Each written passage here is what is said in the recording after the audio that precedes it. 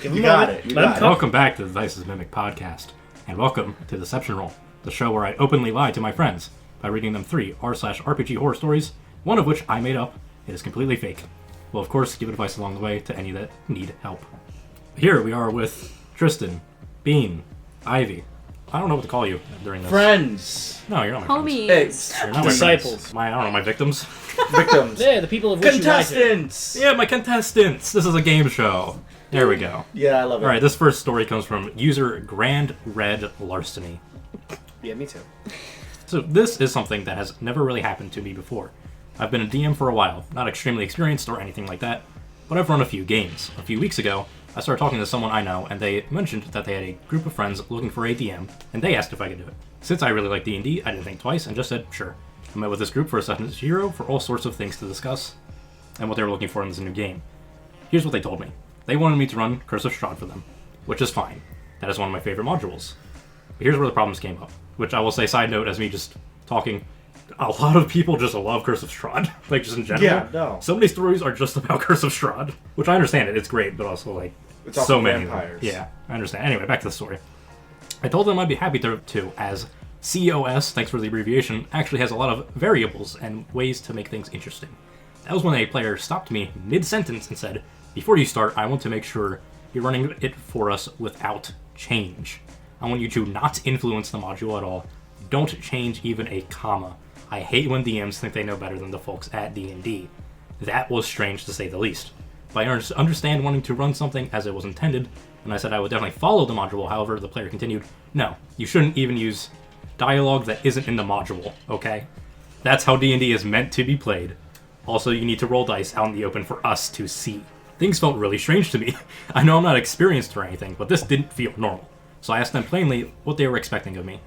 And this one player, who seemed to be speaking for the group, said, we hate when DMs abuse their powers to manipulate the world. That's why we only play modules and make sure the DMs don't change a single thing. I imagine my expression didn't seem too good when he said that, because what followed was a bunch of complaints about DMs, and from me, it sounded way too close to a player versus DM mentality. It went on for a while, but there was no way I was DMing for them. I'm barely experienced enough to deal with normal players, and to me, this definitely isn't normal. Honestly, at that point, they were expecting me to be an AI simulator for their game, with a voice, which is not at all what I'm looking for. I told them that, and they weren't going to be a good fit.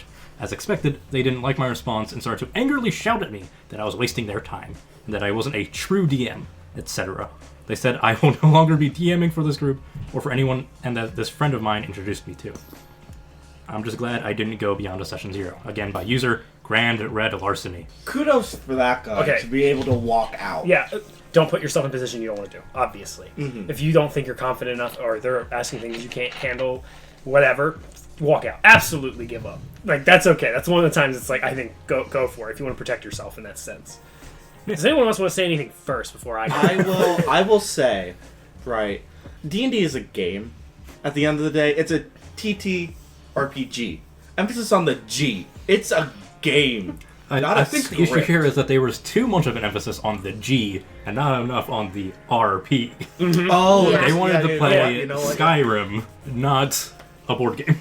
Yeah. Yeah. You know what? Yeah, that's very true. There's modules that's made by Wizards of the Coast. Mm-hmm. Modules, even in the rules books, There you they go. are not to be read perfectly. They're not supposed to be like, this is your holy manual that will make you the best person ever. It even, I'm pretty sure in the first couple of introduction, it's like, yeah, use this as like a reference, but don't like follow it word for word, because if you did, you're playing a video game. It's just a human's telling you a story instead, which is, some people like that, and I don't blame them for that. But like, Especially when it comes to COS. Mm-hmm. Because Curse of like, Strahd that's is really fun. I played that it is, once. yeah, it's really, never It's a really great good. module. Because it's so versatile. I think the best part about D&D is dungeon masters making it their own.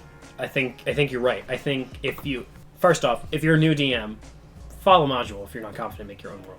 Absolutely follow module. They exist for a reason. They literally tell you how to do it. Yeah, the world is made for you. Yeah, everything's literally done for you, except for like a very few things where you have to like kind of coax your players or get something in there that isn't in the book.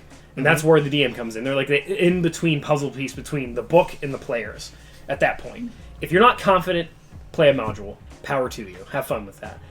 if you're confident in the way that you tell stories and you're good at telling stories, run your own campaign, see what happens. Don't have friends that need it to be from the book, By the letter. because then you don't have your creative. You're not allowed to be creative.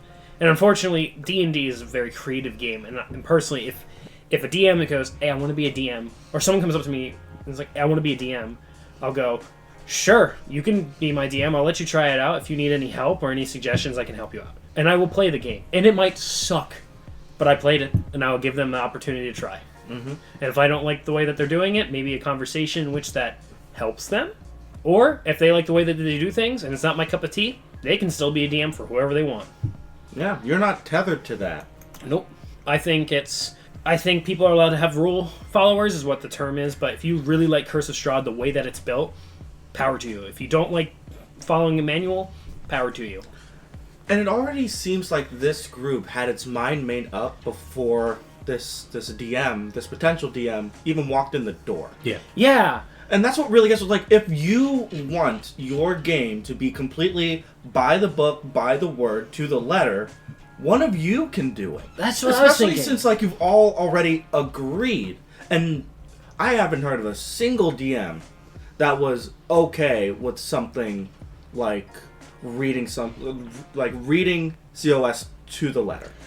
Not a single, or any module for that matter. For reference, in the time that I played Curse of Strahd, because I was playing with a group of friends and we were relatively new to D&D, and also we're just a group of guys, high school friends. One of us made a joke about the Ghostbusters, how we were like in one of the tombs, and there was a ghost, and we're like, oh, we gotta call the Ghostbusters, and the DM just ran with it. He's like, yeah, you called the Ghostbusters. Yeah. Now your friend's a ghost, so he's gonna get sucked up, and he died. He died to the Ghostbusters. They had to make a new character. Mm-hmm. Like, you can have fun in a game. You can do whatever the fuck you want. It just depends on players. And the DM. Real quick comment on here. If you're a player and you want someone to run a module, and you happen to be like, I want it run this way, be the DM. If you don't want to be the DM, don't say anything. Right. Like, you can have requests, but the person going to give you a game can say no. Don't dish out what you can't handle. Yeah. I mean, it's pretty cut and dry. You didn't want to be there, fair enough, walk out. Yeah, weird of them to be angry about it, though. Yeah, that's why I'm confused by it. Why are they mad? My guess is, that's something I wanted to touch on. Thank you for reminding me.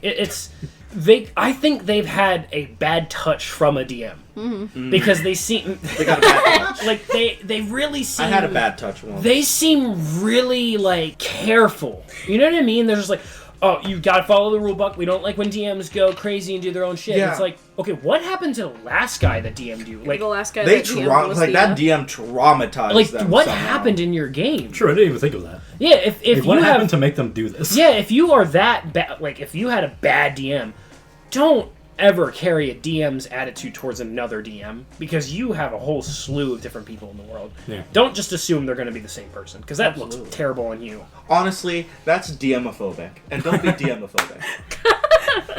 Well, if that's all, I will read the next one. Yes, please. All right, this comes from user Potato271.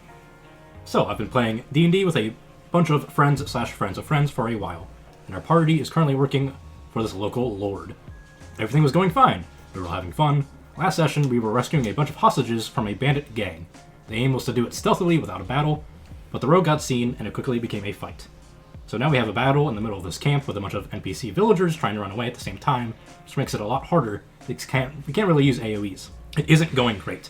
And eventually our sorcerer decides to just chuck a fireball in, regardless of the fact that it will almost certainly kill most of the people we're trying to save. To be frank, the character is true neutral, and it more or less tracks that he'd go for the easy option, even if it's not necessarily the right thing to do. His logic is he thinks we're losing the fight, that a dead party will not save anyone, whereas nuking the bad guys allows at least some hostages to escape. However, I decide that killing off the hostages and pissing off our patron lord is a really bad idea, so I counterspell the fireball. This really pissed off the sorcerer player, but we keep going, and eventually win the battle with only a few casualties. But after the session, we got into an argument, about half the table taking each side. Sorcerer player reckons that you should never counterspell another player's action, as that's basically PvP. Whereas I think it's an appropriate thing to do at that moment. To be clear, this is a no PvP table, where we have kicked out a guy who repeatedly tried to screw over other players, but I feel like this was the right thing to do for the party. So am I in the wrong here? The DM reckons what I did was fine, but a couple of other players disagree. Again, by user Potato271. Well, DM is God, so like That's what I was gonna say. sorcerer can go fuck himself. Yeah. At that point, like Yeah. they're DM's not even God. DM is the world. Yeah. like Yeah. if DM says, yeah, sure, that's fine, you did the right thing, then that means that you were on the right path doing what you did. If the sorcerer wanted to nuke a bunch of innocent people, then do that on his own time, I guess. Yeah. I mean, I think, like, I do see it from both sides here as both, like, a player and... Yeah, it seems like, they gave actually good reasons of like, yeah, this makes sense why it happened. I think the issue is just that the sorcerer was buttered about it. Yeah. I think I can see from both perspectives. You're playing a character that's true neutral. Also, I don't play with what's the word? Alignment. Yeah, thing. alignment's Alignment's confusing. Alignments are So, lame. power Just play to your... you. Yeah. Power to you if you use alignments. But logically, makes sense. I get that. Yeah. I totally understand fireballing, taking care of the situation. Especially in the situation where they were losing. Mm-hmm. It didn't look like a winnable fight. Kill so. a few to save the masses is an actual term. I Fair get enough. that. I can see that happening. Like, taking the many over the few, but I think the way that, first of all, that they described it was that this would kill many Yeah. of the NPCs. This is true. And I like the fact that you have a counter player that used a counter spell to stop that. There is a weird gray line gray area in which a player is considered a PvP versus just a story-driven Yeah, action. I wouldn't consider that PvP. I would at all. not consider that PvP. What I would consider PvP is if they're playing a game and for whatever reason they're all just vibing in a room and suddenly the dwarf paladin just takes out one of the player's legs for no reason. That's PvP. That's If something someone Byron gets would- hurt, No. if someone gets hurt, that's PvP in my opinion. Now, Grayville and Byron arguing and changing each other different colors occasionally Yeah, no. but isn't PvP. Spoilers. Sorry. No, but that's, like, harmless. So counterspelling a spell from your own team to prevent a mass murder in a game, I can get behind. As a DM, I can get behind. As a player, I can also kind of get behind. As a player casting Fireball, I can get behind. So it's this morally gray area. But at the end of the day, in real life, yeah, you're gonna hate that.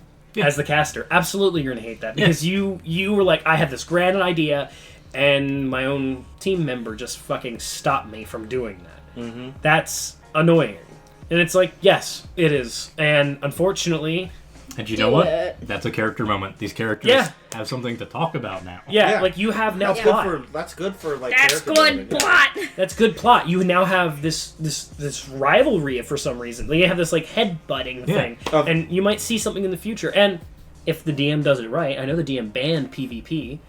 Only because apparently someone else was doing it so much it became a problem. That's what I mean by That that. being like super aggro, but Yeah. I do think that PvP, if it is first of all discussed beforehand, I get in this instance there wasn't really like much time to do that. But I do think like if you set it up appropriately, without any like permadeath, I do think that PvP is absolutely acceptable. Mhm. I've had you guys in AOA kind of go at each other, Yeah. and I don't. Grayville has swung on people, I- not with the intentions of killing them, I just do- because he's Grayville. I do not have control over that. If you Yeah. two swung on each other, that's the life that you've chosen. Yep. And at the end of the day, if one of you were butthurt about it, that would be a conversation with me and, Yeah. and the other player. But for the banning PvP, it feels weird that unfortunately someone abused the whole like, yeah, I'm just gonna, go ham on my own team. That seems a little. That's weird. I don't It's know what why. That's I- unfortunate. I hate Send the that man a justification. therapist. I hate the justification of, oh, it's what my character would do.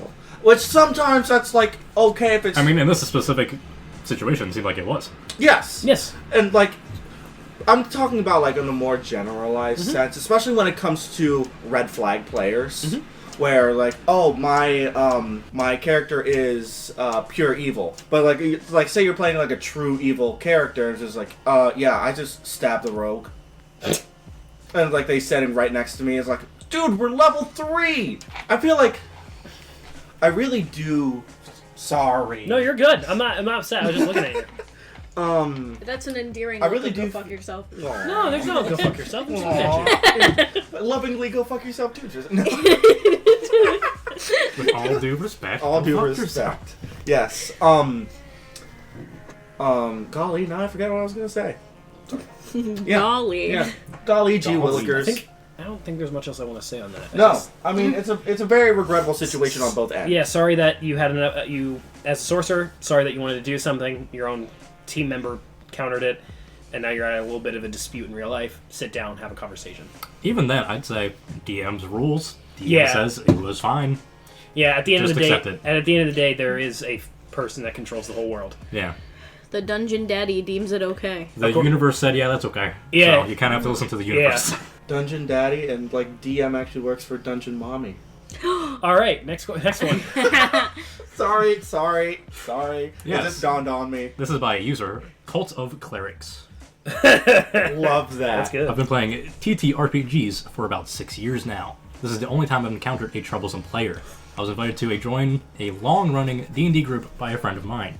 They've been playing together for years, but recently lost a player. I was excited to jump in.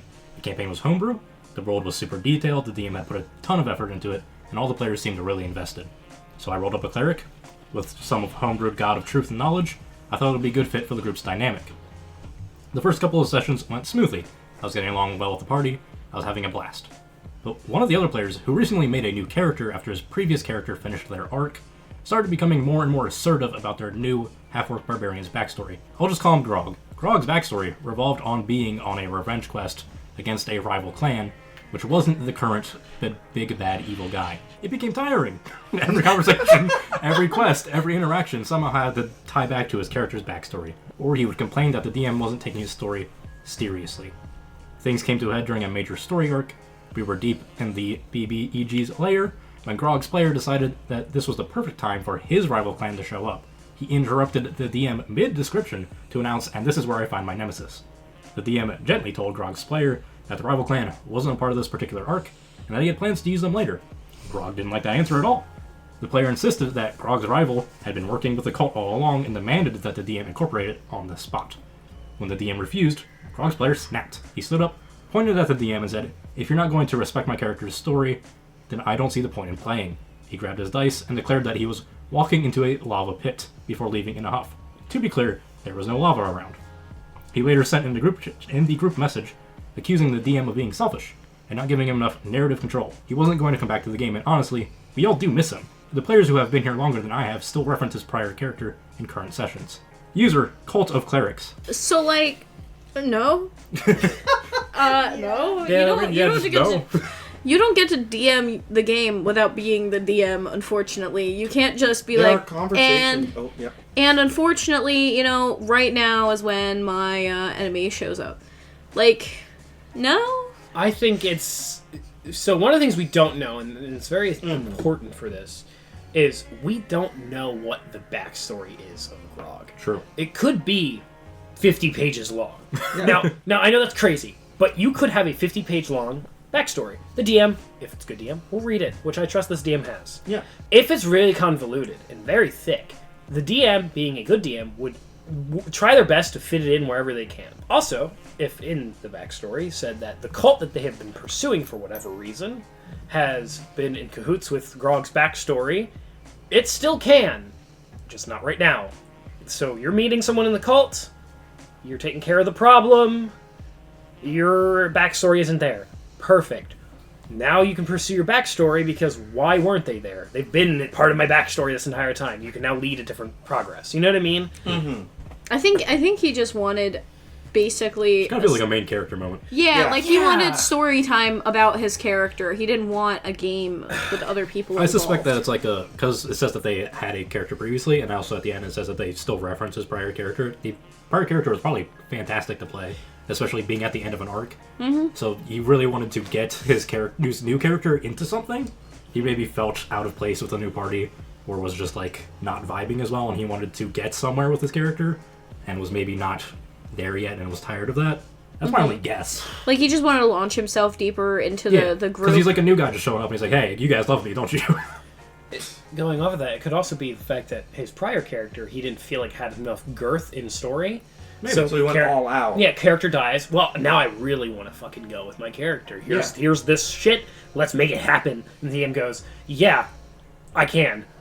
Anyway, and then continues the story, but not in the form of Grog. Well, main character syndrome, which could be, okay, these other 4 players are getting some attention in their story. Why am I not? Yeah. If you're a new monster, if you're new character comes in, you will not get center of attention Not in yet. the first couple of episodes. No. You just won't. That's what I'm suspecting. Is like they were just a guy hanging out, and they maybe were getting tired of being that. That's what I'm thinking. Yeah. I think that a good way to have solved this, like, nip it in the butt early, would have been a conversation. Like, hey, I don't like the fact that we're not, like, talking about this, and then DM goes, oh, well, I plan on doing it later. Okay, not... Well, that's what the DM did say. Yeah, but, Yeah. like, he didn't say it when it started. Yeah. Sure. He said it when everything came to a head. You know, if it's a continuous thing of, well, is my person here? Is my person here? Is my person here? Either one of you should have started a conversation on it. That's most of the solutions to all of these. Yeah. Is just talking to someone or Communication? walking away. I get the whole mysterious character thing, and I don't want the DM to know everything I have on my table. Yeah, go for it. However, the DM can't help you if they don't know True. anything. Tristan, I want to role play this scenario with you, right? Real quick, right? This would be like Byron standing up in the middle of like a quest and be like, and then Welton walks in the door, fucking ostrich head, little punk ass nerdy bitch. Like, what would you do? What would you even If you do? looked at me and said that, I'd be like, without pre-contact. I'm a silly DM, and sometimes the stupidity takes over. So depending on the mood of the room, if you were like, Welton or Winston walks in, or Welton, Winston, whatever his name is, I think would in episode 1 it was Welton, but I think at some point it got changed. changed to it, whatever. Winston, yeah. I would be like, you know what, fuck it, yeah, I'll roll for it and see if he shows up. If it was a serious thing and I have a driven story, and you're like, Winston walked in, I'd be like, W. No! Why would you think that? Why would he be here in the middle of a graveyard 500 miles from AOA? Like, I don't know, it's just... conversation. That's ultimately what this all boils Talk down to to. someone. Conversation is key. All right. Well, that leaves us with 3 stories. We have 1 from user GrandRedLarceny, 2 from Potato 271, and 3 by CultofClerics. Which one is fake? Okay, I'm between 1 and 3. I'm gonna think about it for a second here. Let's say 2. I'm gonna say 1 is fake. All right. You know what? I'm gonna say 3 is fake. So Since we we have- have 3 players. 1, 2, 3. Yeah. Yeah. I will reveal that it was once again 3 was fake. Good job. Let's go! Back on the We leaderboard, have baby! Tristan 1, Ivy 1. Being a big fat 0. And what have we learned from these 3 stories? Just fucking talk to people. Yeah, Some I feel like communication. this is gonna be the Or get new conversation friends. we I don't have. know. Get new friends. So for the first one, if you're a new DM, follow a book. It's okay. If you have players that want to follow a book to a T, maybe not your cup of tea, and you're welcome to walk away. Yes. Do so, if you please. If you're a player and you want a book read to you, find someone that will do it. Read a Find book. you a good Do mommy. it yourself. Yeah. Find you a mommy to read you a book. Number 2. Forget number 2 already. That was the fireball from the sorcerer that got counterspelled. That one's difficult. PvP is okay to an extent. If the DM says that's cool, The DM says it's good. there's not You much. should kind of just listen to And the if DM. you have an and maybe actual, talk to the other player. I was outside just of about to say that if you have an actual disdain towards one another, have a conversation. At the last one, it. The last one was fake. Doesn't matter. fucking talk to someone if it was real. If it were Oh yeah, perceivable. there we go. We have 101 on the board. That was all for this episode of Deception Roll. We'll see you next time. Bye. Piss.